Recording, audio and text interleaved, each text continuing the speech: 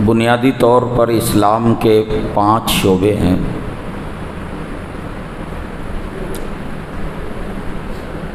ان 5 شعبوں میں پہلا اور بنیادی شعبہ عقائد اور ایمانیات کا ہے، اس کے بعد عبادات، پھر معاملات، پھر معاشرت اور اخیر میں اخلاقیات۔ یہ دین کے 5 شعبے۔ جب کسی بندے کے اندر اپنی اصلاح کی فکر پیدا ہوتی ہے اور وہ یہ چاہے کہ بھئی میں اپنی اصلاح کر لوں، تو اصلاح کی ترتیب یہ ہے کہ سب سے پہلے عقائد کی اصلاح کرنے پر توجہ دے۔ جو چیز جتنی بنیادی ہے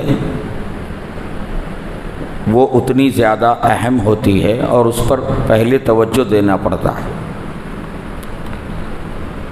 عقائد کسے کہتے ہیں؟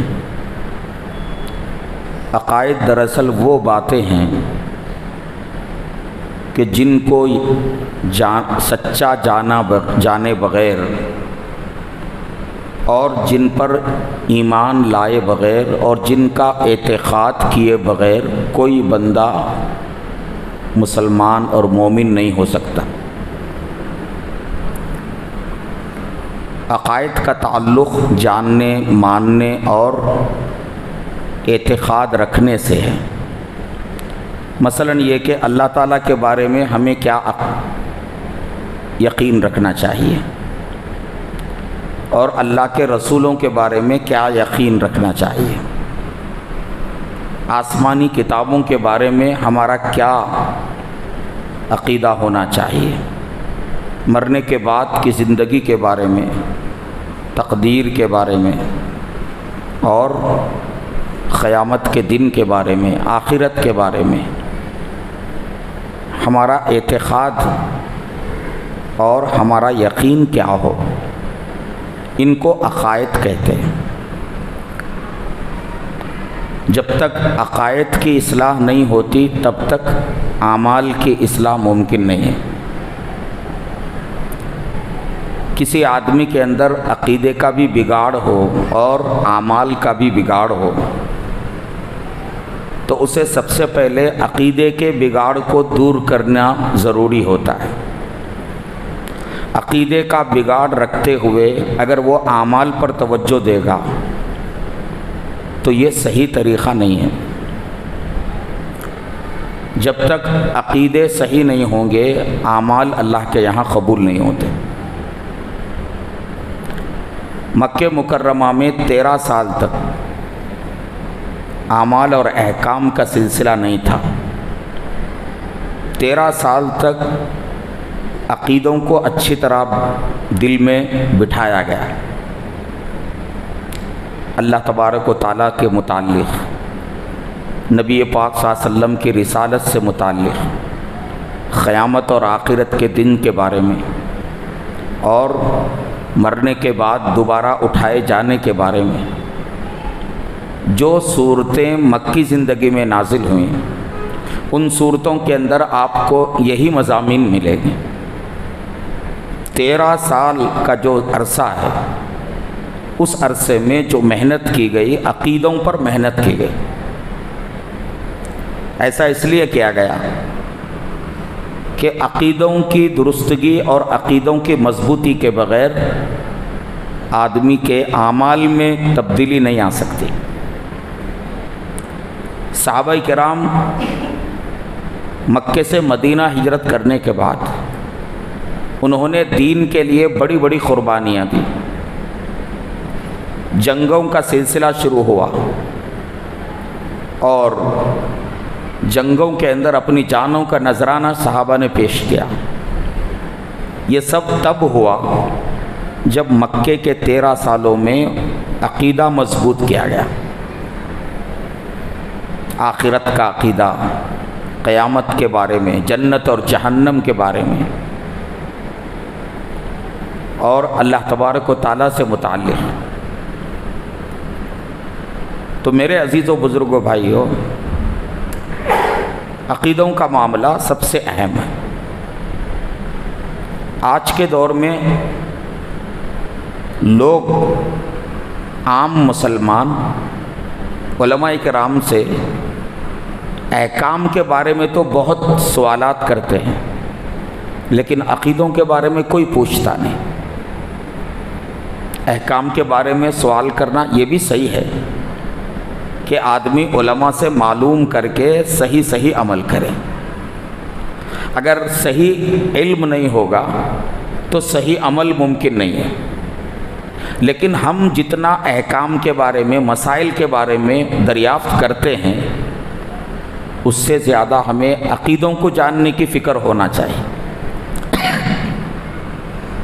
عقیدوں کی جانکاری نہیں ہونے کی وجہ سے آج ہمارے نوجوان گمراہ فرقوں سے متاثر ہو رہے ہیں، اور کوئی قادیانیت کی طرف لپک رہا ہے، کوئی شکیل بن حنیف کی طرف چلا جا رہا ہے، کوئی کسی باطل فرقے کو اختیار کر رہا ہے۔ یہ جو حالات دیکھنے میں آ رہے ہیں، اس کی بنیادی وجہ عقیدوں کا تفصیلی علم نہ ہونا ہے۔ مثال کے طور پر سب سے بنیادی عقیدہ توحید ہے۔ عقیدہ توحید کا مطلب اللہ تبارک و تعالیٰ کو اکیلا اور یکتا ماننا۔ اللہ تعالیٰ اپنی ذات میں بھی اکیلے ہیں، یکتا ہیں، اور اللہ تعالیٰ اپنی صفات میں بھی اکیلے ہیں اور یکتا ہیں۔ یہ عقیدہ توحید سارے عقیدوں میں سب سے پہلے نمبر پر ہے، اللہ تعالیٰ کی وحدانیت۔ اور یہ وہ عقیدہ ہے، دنیا میں جتنے پیغمبر آئے سارے نبیوں نے توحید کی دعوت دی۔ سب نے اپنی قوم سے کہا، یا قوم اعبدوا اللہ ما لکم من الہ غیرہ، اے میری قوم کے لوگوں، ایک اللہ کی عبادت کرو، اس کے علاوہ کوئی تمہارا معبود نہیں ہے۔ اللہ تعالیٰ پر ایمان لانے کا مطلب صرف یہ نہیں ہے کہ بھئی آدمی یوں کہے میں اللہ پر ایمان رکھتا ہوں۔ اللہ تعالیٰ پر ایمان لانے میں اللہ کی ذات کے بارے میں، اللہ تعالیٰ کی صفات کے بارے میں جو تفصیلات ہیں اس کا بھی علم ہونا چاہیے۔ اور جب ہم اللہ پر ایمان لاتے ہیں تو اللہ تعالیٰ کی صفات پر بھی ایمان لاتے ہیں۔ اللہ تعالیٰ بہت ساری اللہ کی صفات ہیں۔ اللہ تعالیٰ خالق ہے، اللہ تبارک و تعالیٰ مالک ہے، اللہ تعالیٰ رب ہے، اور اللہ تعالیٰ رزاق ہے، رزق دینے والا ہے۔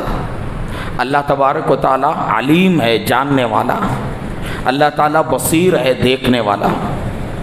اللہ تبارک و تعالیٰ قدوس ہے، نہایت پاکیزہ۔ اللہ تعالیٰ سلام ہے، سلامتی عطا کرنے والا۔ قرآن مجید میں اللہ تعالیٰ کی صفات بار بار ذکر کی گئی۔ هو اللہ الذی لا الہ الا ہو عالم الغیب والشہادہ هو الرحمن الرحیم۔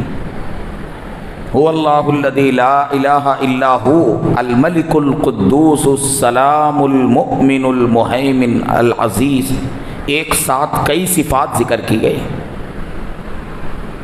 یہ صفات اس لیے ذکر کی گئی ہے کہ بندے کو اللہ تعالیٰ کی صفات کا علم ہو۔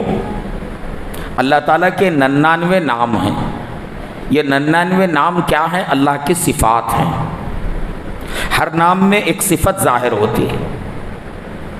جب ہم اللہ پر ایمان لاتے ہیں تو دراصل اللہ کی صفات پر بھی ہم ایمان لاتے ہیں۔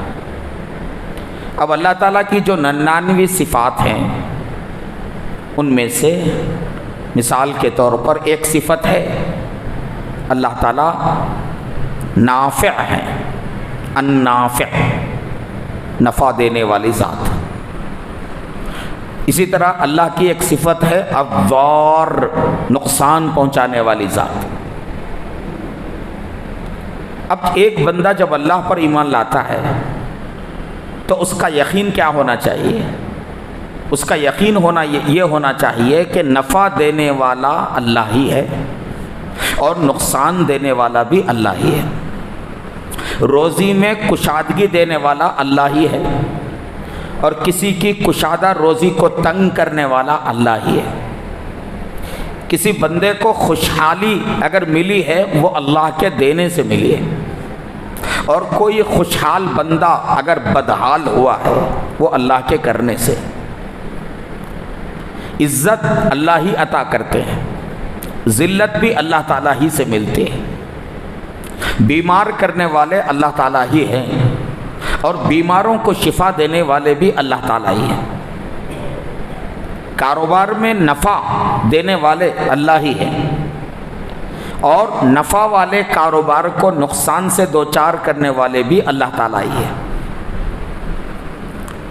جب ایک بندہ اللہ پر ایمان لاتا ہے تو ان ساری باتوں پر ایمان لاتا ہے۔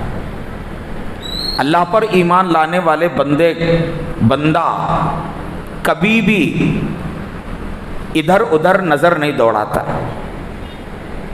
میرے بھائیوں بزرگوں، یہ جو اللہ کی صفات ہیں یہ بولنے میں تو بڑی آسان ہے، ہم میں سے ہر بندہ بولتا ہے کہ بھئی اللہ ہی سے نفع ہوتا ہے، اللہ ہی سے نقصان ہے، وہی بیمار کرتا ہے، وہی شفا دیتا ہے، وہی روزی کو تنگ کرتا ہے، وہی روزی کو کشادہ کرتا ہے۔ بولنے میں بہت آسان ہے، لیکن یہ چیز اندر اترنا، اس کے حقیقت آدمی کے اندر اترے، یہ زیادہ اہم ہے۔ مثال کے طور پر اللہ کو نفع دینے والا سمجھنے والا مسلمان اور اللہ ہی کو نقصان دینے والا یقین رکھنے والا مسلمان، کاروبار میں اگر اچانک نقصان ہو جاتا ہے تو اس کی نظر اللہ کی طرف نہیں جاتی کہ بھئی جس اللہ نے اب تک نفع دیا وہ مجھے نقصان میں ڈال رہا ہے، نظر ادھر نہیں جاتی، نظر یہ سوچے گا آدمی کہ بھئی اتنے سالوں سے میں کاروبار کر رہا ہوں، اب میرا کاروبار کیسے بیٹھ گیا؟ کسی نے کرا دیا ہوگا، کسی نے کچھ کر دیا ہوگا، جبکہ کرنے والی ذات اللہ تعالیٰ کی ہے۔ ذہن ادھر نہیں جاتا کہ بھئی جو رب برسوں سے کاروبار میں جس نے نفع عطا کیا، اگر اس کی طرف سے اچانک کاروبار میں نقصان اگر ہوتا ہے تو یہ پریشانی کی کیا بات ہے؟ نقصان دینے والا بھی اللہ ہی ہے، تو نقصان کی حالت میں بھی آدمی کو اللہ کی طرف متوجہ ہونا چاہیے۔ اب جس بندے کا یہ عقیدہ مضبوط ہوگا وہ بندہ ادھر ادھر نہیں دوڑے گا، لیکن جس بندے کا یہ عقیدہ مضبوط نہیں ہوگا اس کا ذہن ادھر ادھر کام کرے گا، وہ عاملوں کے چکر کاٹے گا، وہ جو ہے باباؤں کے پاس جائے گا۔ میرے عزیز و بزرگوں بھائیوں، یہ سراسر عقیدہ توحید کے خلاف ہے، اور یہ چیز آج ہمارے مسلمانوں میں عام ہو رہی ہے۔ آدمی کی دینداری تب جو ہے صحیح ہوگی جب پہلے اس کا عقیدہ صحیح ہو۔